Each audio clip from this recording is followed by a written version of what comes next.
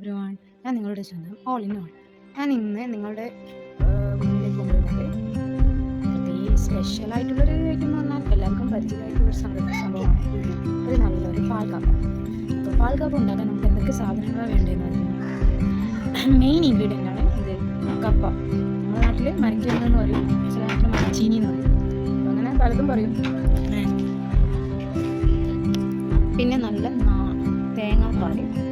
തേങ്ങാപ്പാൽ 1 കപ്പ് എടുക്കുക. അതിൽ പാക്കറ്റ് തേങ്ങാപ്പാലാണ് നിങ്ങൾ യൂസ് ചെയ്യുന്നതെങ്കിൽ അതിൽ 1 കപ്പ് വെള്ളവും 1 കപ്പ് തേങ്ങാപ്പാലും ഒരുപോലെ എടുത്തത് കുറച്ച് യൂസ് ആക്കുക. അല്ലെങ്കിൽ തേങ്ങൻ്റെ നമ്മൾ അരച്ചിട്ട് വീട്ടിലുണ്ടാക്കുകയാണെങ്കിൽ തേങ്ങൻ്റെ 1-ാം പാലും 2-ാം പാലും എടുത്തിട്ട് നമുക്ക് ഉപയോഗിക്കാം. അപ്പോൾ മരക്കിഴങ്ങ് ചെറുതായി അരച്ചിട്ട് കുക്കറിലാണ് വേവിക്കുന്നതെങ്കിൽ ഒരു 2 വിസിൽ വെച്ച് കിഴങ്ങ് വേവിക്കുക.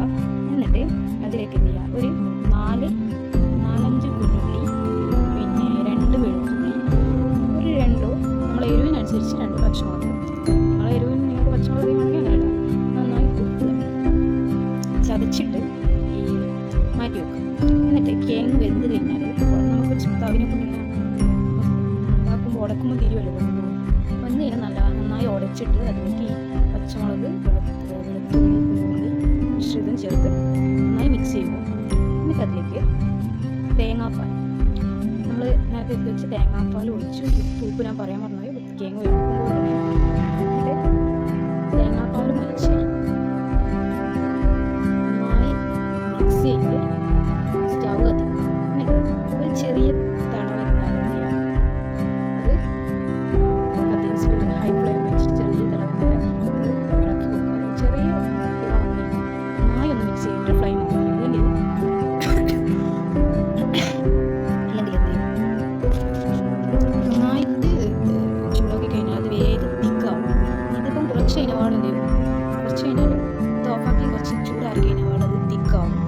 നന്ന തിക്കാണെങ്കിൽ നമ്മൾ ഓഫ് ചെയ്യാൻ പറ്റും.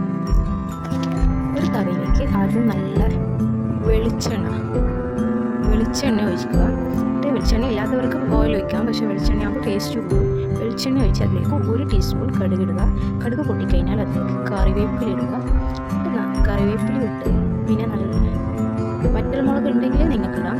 ഞാനിപ്പോൾ വറ്റൽമുളക് ഇതിലിടുന്നില്ല. വറ്റൽമുളക് ഇട്ട് ഫ്ലെയിം കുറച്ച് ജസ്റ്റ് ഒന്ന് ഇളക്കി മിക്സ് ചെയ്ത് കൊടുക്കുക. പിന്നെ അതിലേക്ക് എന്ത് ചെയ്യുക, നമ്മളെ ഒരു 5-6 കുഞ്ഞുള്ളി ചെറുതായി കട്ട് ചെയ്ത് അതിലേക്കിട്ട് നന്നായി മിക്സ് ചെയ്യുക. എന്നിട്ട് എന്ത് ചെയ്യുക, അതിൻ്റെ ഗോൾഡൻ കളറാകുന്ന വരെ നമ്മൾ മിക്സ് ചെയ്യുക. ഗോൾഡൻ കളറായി കഴിഞ്ഞാൽ ഫ്ലെയിം ഓഫ് ചെയ്തിട്ട് എന്ത് ചെയ്യുക, കപ്പയിലേക്ക് ഒഴിച്ച് നമ്മുടെ പാൽക്കപ്പ റെഡിയായി. ഇനി ഇത് നമുക്ക് സെർവ് ചെയ്യാൻ പറ്റും.